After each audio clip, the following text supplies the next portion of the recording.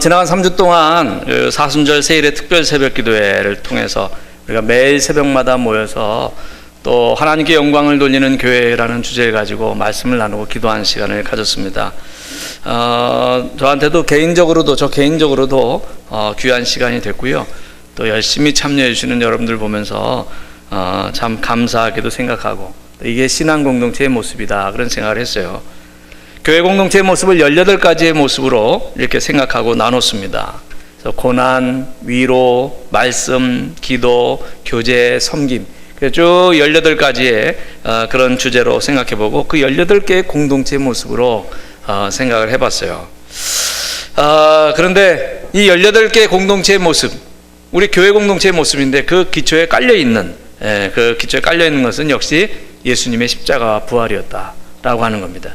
그래서 교회 공동체의 모습을 쭉 보면서 그 주님의 십자가와 부활을 발견케 되는 것이 이번 특별 새벽기도회 기간 동안에 그런 우리가 가슴에 담아야 될 부분이었습니다. 여러분, 예수님의 십자가는 인류를 구속하기 위한 하나님의 계획과 섭리였고요. 또 그리고 우리의 구원을 위한 사역이었습니다. 또 반면에 예수님의 부활은 우리에게 영생과 생명을 약속하시고 확증하시는 그런 사역이었던 거죠. 오늘 우리 기독교에서 가장 중요하게 생각하는 그런 부활주일입니다. 그 구약 성경에 수많은 예언들이 있는데요. 그 수많은 예언들이 다 완벽하게 성취된 날이 바로 오늘이라고 하는 거죠. 일찍이 기독교에 이 날이 없었으면 이 땅에 기독교도 존재하지 않았을 거다라고 하는 그런 생각입니다. 세상에 종교가 수도 없이 많지만 부활을 말하는 종교는 다른 종교 가운데는 없습니다. 이게 타종교들 이렇게 보면은 요즘엔 불교도 도심에서 이게 내려와서 이게 산에서 도심으로 내려와서 이렇게 포교 활동을 합니다만은 기독교를 여러 가지 면에서 모방을 해가요. 그래서 찬불가도 만들어 부르고 그리고 신방도 하고 불교 어린이 학교도 이렇게 개설하고 또 여름에 수련회도 가요. 옛날에 이런 거 없었거든요. 그리고 주일에 정기 예불도 이렇게 드리고 있습니다. 그렇지만 이렇게 불교나 타종교가 아무리 기독교의 것을 모방한다 해도 한 가지만은 모방할 수 없습니다. 네? 뭐죠? 부활입니다. 그것이 부활이죠. 이게 타종교의 부활이 있을 수가 없습니다. 그리고 우리 기독교가 이 땅에 탄생하게 된 배경이 바로 부활 때문이라는 거죠. 그래서 우리 기독교를 부활의 종교다라고 이야기를 하는 겁니다. 부활이 없으면 우리 기독교도 있을 수 없었고요. 그리스도도 없습니다. 우리 기독교 신앙에서 부활 신앙은 그처럼 중요한 얘기죠. 자, 오늘 본문의 말씀을 우리가 좀 생각해 보는데요. 오늘 본문의 말씀은 예수님이 부활하신 그날 아침의 일을 증언해 주고 있는 내용입니다. 사복음서에 다 그날 아침의 일들이 기록되어 있는데 주님 부활하신 날 가장 처음 그 사실을 알게 된 사람들은 몇몇의 여인들이었다는 겁니다. 오늘 본문의 내용을 한번 좀 살펴볼게요. 예수님이 십자가 지신 다음 날이 안식일이었어요. 그런데 그 안식일이 지나고 그 다음 날, 안식일이 지난 바로 그 다음 날 몇몇의 여자들이 예수님의 시신에 향품을 바르기 위해서 무덤을 찾아갔다는 거죠. 아침 새벽에 일찍 무덤을 향해서 갔습니다. 그 여자들이 누군지는 10절 말씀이 증언하고 있어요. 자, 우리 10절 말씀 함께 읽어보실까요? 자, 오늘 보면 10절 말씀 다 같이 읽겠습니다. 시작. 이 여자들은 막달라 마리아와 요한나와 야고보의 모친 마리아라. 또 그들과 함께한 다른 여자들도 이것을 사도들에게 알리니라. 아멘. 막달라 마리아와 요한나와 야고보의 어머니 마리아 그리고 다른 여자들도 있었다고 이렇게 증언해 주고 있습니다. 근데 이 여자들이 가서 무덤에 가서 처음 본 것은 무덤 문을 막고 있는 그 돌이 굴려져 있다는 거예요. 이게 왜 굴려져 있지? 그 여인들이 자연스럽게 그 무덤 안에 들어갔습니다. 들어갔는데 예수님 시체가 보이지 않는 거예요. 그래서 근심하며 있는데 찬란한 옷을 입은 두 사람이 있었다라고 합니다. 그 두 사람이 서 있는데 그걸 보고 깜짝 놀라고 무서워서 엎드려져 있으니까 그 두 사람이 말합니다. 오늘 보면 앞에 5절 6절 말씀인데 이것도 한번 읽어보겠습니다. 5절 6절 다 같이 시작. 여자들이 두려워 얼굴을 땅에 대니 두 사람이 이르되 어찌하여 살아있는 자를 죽은 자 가운데서 찾느냐. 여기 계시지 않고 살아나셨느니라. 갈릴리에 계실 때 너희에게 어떻게 말씀하셨는지를 기억하라. 아멘. 그리고 이제 오늘 본문으로 이어지는데, 그 갈릴리에 계실 때에 제자들에게 하신 말씀이 있어요. 그 갈릴리에 계실 때 예수님이 제자들에게 하신 말씀을 오늘 성경은 다시 이게 회상하면서 기록하고 있습니다. 그게 7절 말씀이에요. 자, 7절도 한번 읽어야 되겠죠? 7절 다 같이 읽겠습니다. 시작. 이르시기를 인자가 죄인의 손에 넘겨져 십자가에 못 박히고 제3일에 다시 살아나야 하리라 하셨느니라 한데. 아멘. 그 갈릴리에 계실 때 말씀하셨던 내용을 이 천사가 이야기해 줄 때 이 여자들이 당시 예수님이 그렇게 하신 말씀을 떠올렸습니다. 그제서야 기억해냈어요. 그리고는 바로 돌아가서 사도들에게 이 모든 것을 알리는 겁니다. 그 제자들에게 알리는 내용이 이제 9절 내용인데, 자, 9절까지 한번 읽어보겠습니다. 9절 다 같이 시작. 무덤에서 돌아가 이 모든 것을 11사도와 다른 모든 이에게 알리니. 아멘. 바로 이 여자들이 예수님 살아나셨구나. 그래서 급히 돌아가서 제자들에게 알렸다는 거예요, 이 사실을. 근데 오늘 그 뒤에 있는 내용들은 그 제자들이 이 말을 듣고 바로 믿지 못했어요. 바로 믿지 못하고 베드로가 무덤으로 달려갑니다. 그리고는 베드로가 무덤에 가서 그 무덤이 비어 있는 걸 보고 놀라워하면서 이상히 여기며 집으로 갔다고 이렇게 오늘 본문은 이야기하고 있습니다.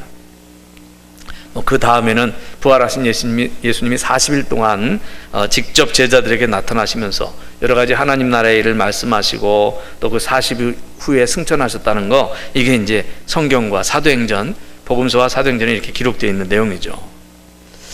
자, 오늘 부활절 아침에 기독교의 가장 중요한 절기인 이 부활절에 예수님의 부활에 대해서 몇 가지의 교훈을 되새겨 보려고 합니다. 여러분, 이 아침에 그 교훈을 되새기면서 다시 한번 우리의 믿음을 점검하는 계기를 가지시기 바랍니다. 첫째는 예수님의 부활은 확실하다는 것입니다. 예수님의 부활이 확실하다는 거예요. 교회 다니는 사람들 중에서도 예수님의 십자가까지는 믿을 수 있겠는데 부활을 믿을 수 없다는 그런 사람이 있어요. 그러나 우리가 주님의 부활을 믿지 못하면 참다운 기독교 신앙이라고 할 수 없습니다. 그렇다고 그냥 믿으려고 해서 되는 것이 아니에요. 네? 저는 제가 목사이니까 제가 목회자로서 예수님의 부활에 대해서 많은 묵상을 했습니다. 근데 그러면서 깨달아진 것은요, 우리 기독교 공동체가 예수님의 부활 때문에 생겨난 공동체라는 거예요. 여러분, 예수님께서 십자가를 지시고 죽음의 자리로 나아갈 때에 예수님의 제자들은 목숨의 위협을 느끼고 뿔뿔이 흩어졌어요. 예? 그들은 더 이상 그 예수의 제자들이란 이름으로 이 땅에 존재하기는 어려울 것이라고 생각했을 겁니다. 그 예수의 제자라는 이름으로 함께 그 공동체를 이루기에는 정말 힘든 그런 상황이었다는 거죠. 여러분, 십자가형은 정치범이 처형당하는 방법이었습니다. 정치범은 반역을 이끄는 사람이에요. 반역자나 그렇게 처형하는 겁니다. 그럼 여러분 생각해 보십시오.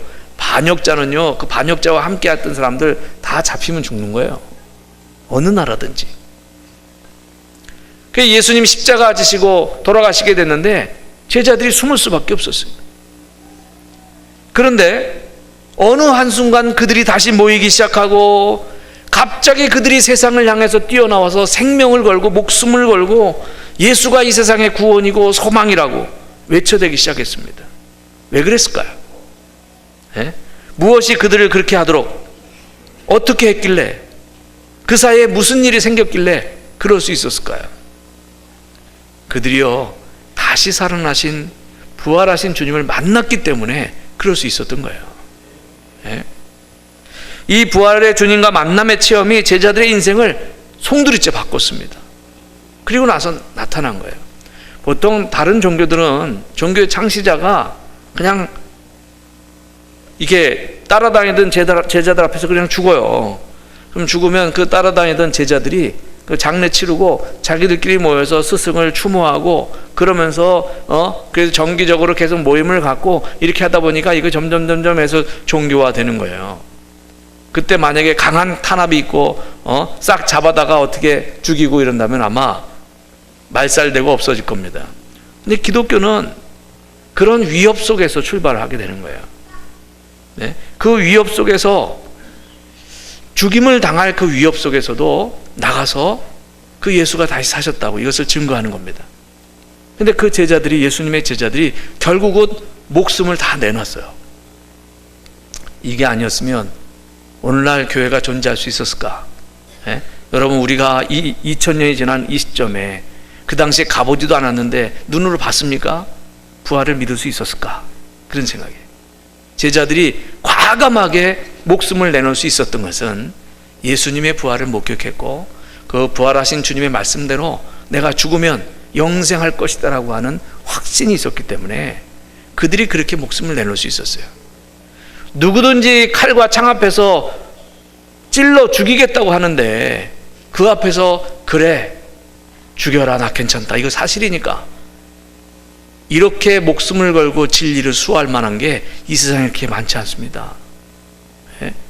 그것이 예수님의 부활이야말로 제자들이 다 생명을 내놓고 순교함으로 그것을 확실히 증명하고 증언한 그런 사실이었다는 거죠. 그 다시 살아나셔서 부활하신 예수님을 베드로를 위시한 500여 명의 형제들이 다 보았다고 그랬습니다. 바울이 그렇게 증거를 했어요. 그리고는 자기한테까지도 부활하신 주님이 나타나셔서 보여주셨다. 그런 이야기를 사도 바울이 증언을 해주고 있습니다. 죽음의 위협 앞에서 그렇게 지켜왔던 예수님의 부활입니다.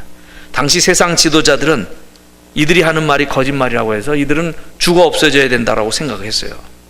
그래서 죽였던 거죠. 예수님의 제자를 죽였던 겁니다. 그런데 제자들은 정말 자신들이 하는 말이 사실이라는 것을 증명하기 위해서 그렇게 목숨을 내놨던 겁니다.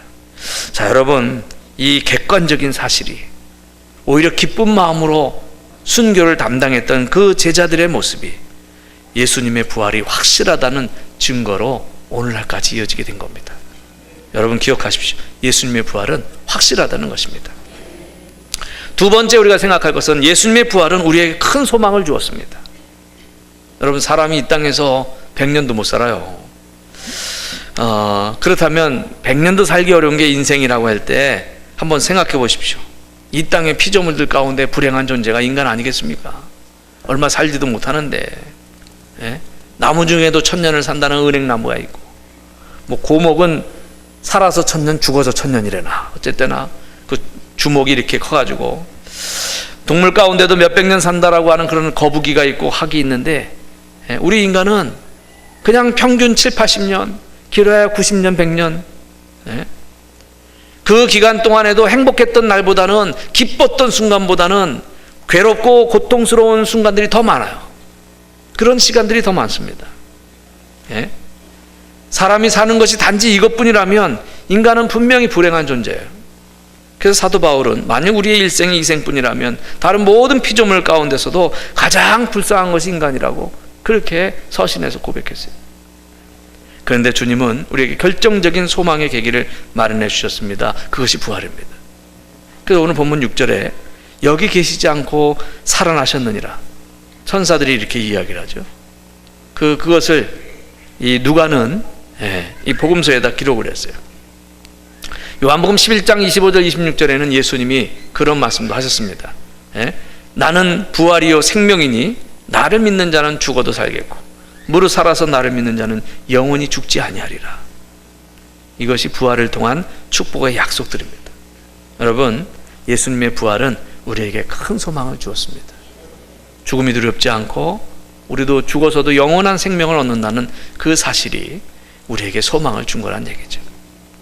마지막 세 번째입니다. 세 번째 교훈은 우리는 이 예수님의 부활을 증거하면서 살아야 합니다. 오늘 본문에 예수님의 무덤을 찾아갔다가 빈 무덤을 보고 천사로부터 예수가 살아나셨다는 이야기를 들은 여인들이 바로 사도들에게 가서 그 사실을 알립니다. 똑같은 내용이 마태복음 28장에도 기록되어 있는데요, 마태복음 28장에서는 여자들은 예수님이 살아나셨다는 이야기를 듣자마자 가라고 말씀하시기도 전에 그냥 즉각적으로 가서 전하지 않고는 견딜 수 없는 그런 충동과 열정을 가지고 막 즉각적으로 뛰어가서 사도들에게 전해요. 예수님 살아나셨다고. 이것이 부활을 체험한, 그것을 확인한 여인들이 보여주었던 반응입니다. 저는 성경 가운데 이 말씀을 묵상할 때마다 항상 제 마음속에 한 가지 질문이 있었어요. 예? 부활하신 주님이 왜 여인들에게 먼저 나타나셨을까? 예? 왜 남성으로서 가장 궁금했던 것이, 아니 베드로도 있고 야고보 요한도 있고 3년 동안 맨날 데리고 다니셨던 그런 제자들이 있었는데, 아니 그 예수님 부활하셨다는 것을 베드로나 야고보와 요한이 먼저 확인했어야 되는데 그들은 어디서 무엇을 하고 있었는지 말이죠. 예? 그리고 또 이게 무덤에서 돌아오는 길에 막달라 마리아 앞에 예수님 나타나시는 장면까지 요한복음 그렇게 기록하고 있거든요. 왜 부활하신 예수님은 이렇게 남성들을 제자로 거느리셨는데 왜 처음으로 여성들에게 먼저 나타나셨을까? 오랫동안 제가 가지고 있었던 신학적인 질문이었습니다. 그런데 어느 목사님이 얘기를 해서 제가 그 답이 됐는데, 여러분 제가 얘기한 거 절대 아닙니다. 여성분들은 절대로 화내지 마시기 바랍니다. 그분이 한 얘기예요. 누군지 얘기 안 해드릴 거예요. 왜 부활하신 예수님이 여성들에게 먼저 나타났느냐? 그분의 대답이 여자들이 입이 싸서 그렇다. 여자들이 입이 싸서 그렇다. 그래서 이 소식이 빨리 퍼지는데 도움이 된다라고 하는 거죠. 그분이 한 얘기예요. 누군지는 얘기 안 하겠습니다만, 어쨌든 이 여인들을 통해서 첫 번째 그 부활의 소식이 전해지기 시작했습니다. 그러나 이 소식에 대한 책임은 여성들에게만 있는 것이 아니죠. 모든 그리스도인들에게 복음을 증거하는 책임이 있고, 또 이것이 특권이고 이것이 의무인 것입니다. 우리가 참으로 주님 부활하신 것을 믿는다면 저와 여러분의 부활이 예수님의 부활을 통해서 보증된 사실을 정말 알고 있다면 우리가 어찌 잠잠할 수 있겠습니까?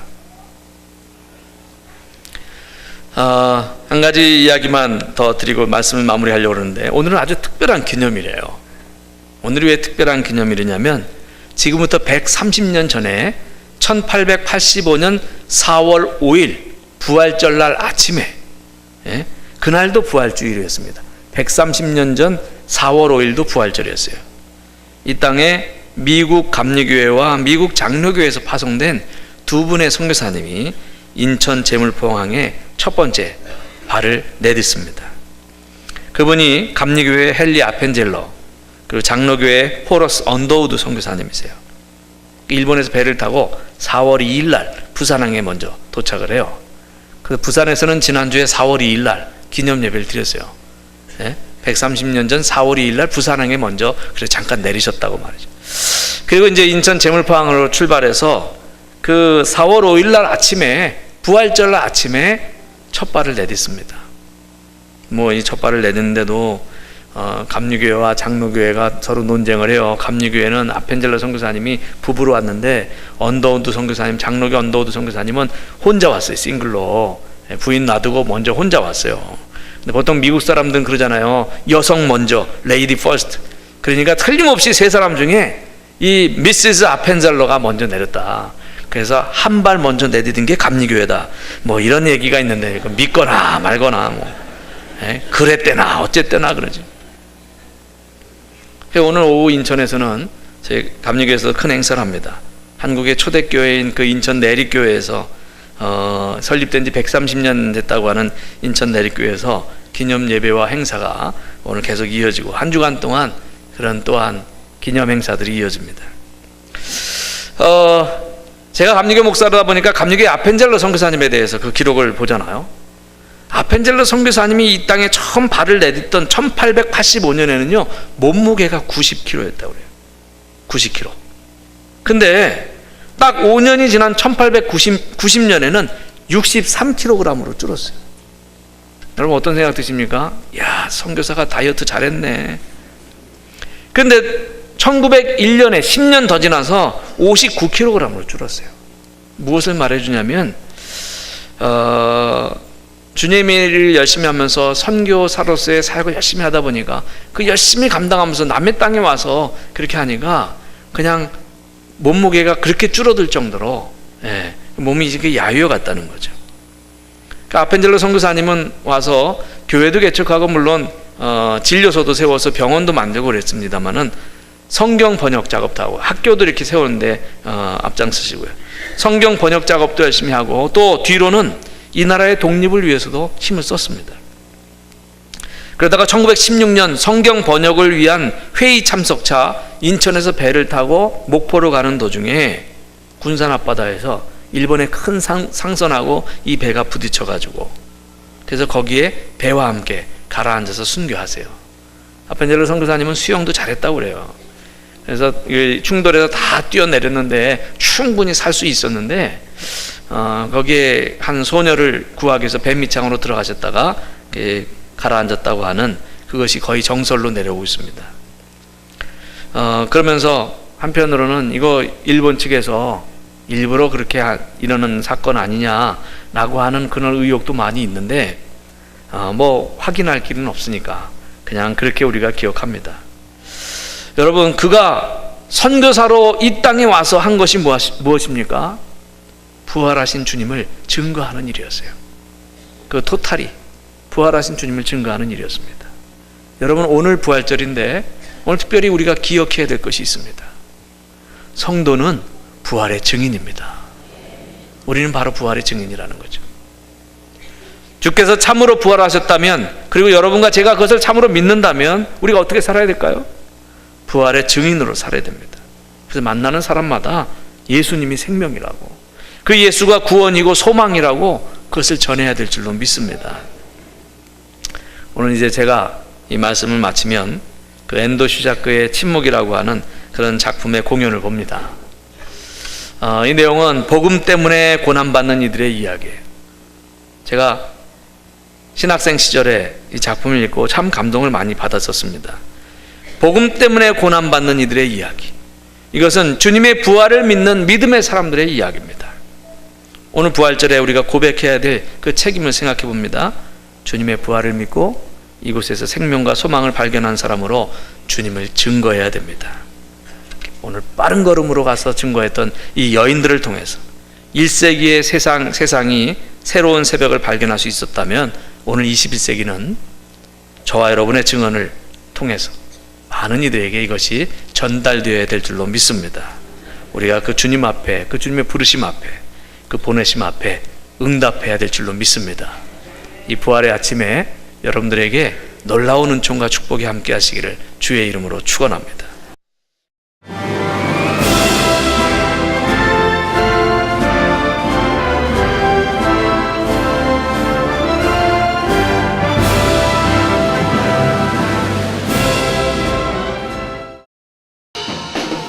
제3회 CBS 전국 청소년 실용음악 콩쿠르가 5월 16일 청주 서원대학교에서 열립니다. 청소년 실용음악 콩쿠르는 초, 중, 고, 대학 일반부로 나누어 보컬과 기타, 피아노, 드럼, 타악기 등 부문별로 재능을 겨루게 됩니다. 대상에는 문화체육관광부 장관상과 상금 500만 원이 주어지며 각 부문별 최우수상에는 100만 원의 상금이 주어집니다. 신청은 오는 4월 13일부터 27일까지며 자세한 사항은 청주 CBS 043-292국에 4100번으로 문의하시기 바랍니다. 청소년 여러분의 많은 참가를 바랍니다.